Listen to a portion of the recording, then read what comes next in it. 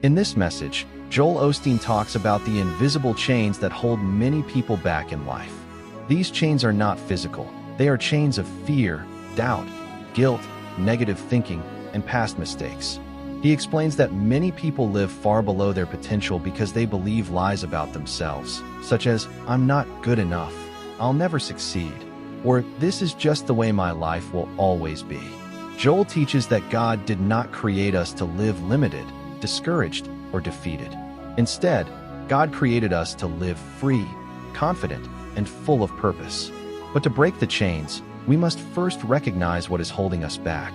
Sometimes it is fear of failure. Other times it is guilt from past mistakes or the opinions of others that we allowed to shape our identity. He explains that breaking chains starts in the mind. When we change what we believe about ourselves, our lives begin to change.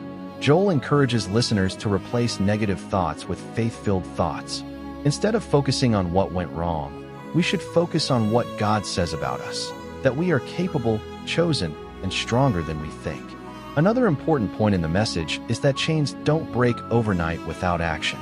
Joel encourages people to take steps of faith, even when they feel uncomfortable. He reminds listeners that freedom comes when we trust God, stay positive, and keep moving forward despite challenges.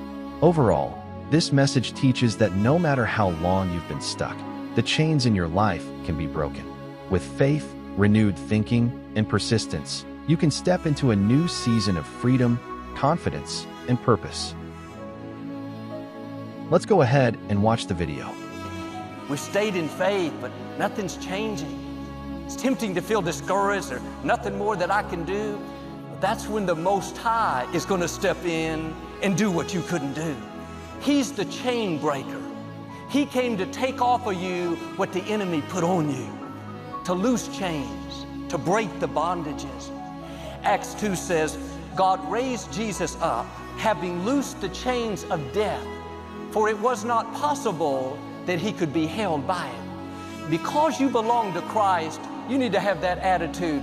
It's not possible that these chains can hold me. The same Spirit that raised Christ from the dead lives on the inside of you. Don't get comfortable being constrained. Don't accept limitations as your lot in life. The forces that are for you are greater than those that are against you. Joel, I think I'll always deal with this addiction. My child will always be off course. I can't get ahead. We've always been broke, at a disadvantage. Try a different approach. It's not possible that these chains can stay, for I know who my God is. It's not possible that this addiction, this trouble at work, this fear keeps me bound, for my God is greater. My God is stronger. He's more powerful, and He's fighting my battles.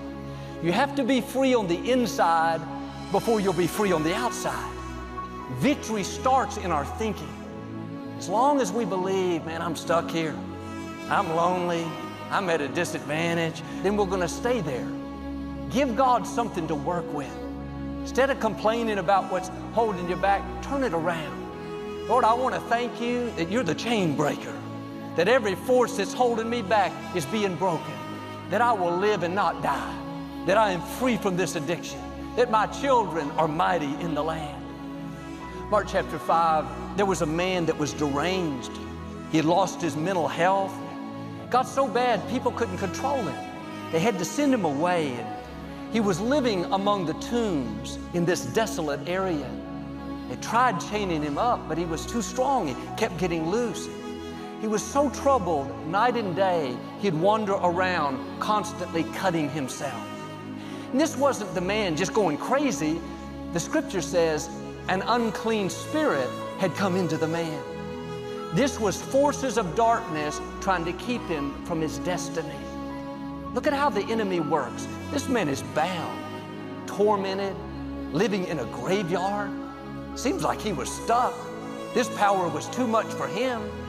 But the scripture says Jesus came to destroy the works of the enemy. You are not powerless against forces that come against you. The power in you is greater than any power that will try to stop you. These forces come against us all, trying to bind us, cause us to live troubled, worried, addicted. The good news is the enemy doesn't have the final say. Don't believe those lies that you will always be that way. God is watching over you. He sees what's happening. He knows the struggles, the unfair things, and what you can't overcome. He's not going to leave you stranded. He's not going to let you stay bound. It may be a Friday in your life, but Sunday is coming. See, for 3 days, it looked like Jesus was defeated. He was crucified by the soldiers. Satan finally thought he stopped him, had him bound up, chained. I can see the forces of darkness having a big party, celebrating their victory. There's music, dancing, shouting. But one of the demons looks over and sees this figure coming toward them. His eyes are like fire, his hair white like wool, his face shines like the sun. They're confused. They think, who is this person? Jesus smiles and says, I'm back. He didn't just defeat the enemy, but he took the keys to death and hell. He said, I was dead, but I am alive forevermore. The good news is God has the key to every chain the enemy tries to put on you. There's not a bondage he can't free you from, not a problem he can't turn around, not a sickness he can't heal, not an addiction he can't break, not a fire he can't bring you out of. Just ask the 3 Hebrew teenagers. Not a Red Sea he can't part. Just ask Moses.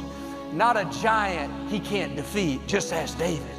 Not a door he can't open. Just ask Paul and Silas. You are not doing life by yourself. The Most High God is working behind the scenes, fighting for you, loosing chains, bringing victory. It's significant. This man was living in a cemetery.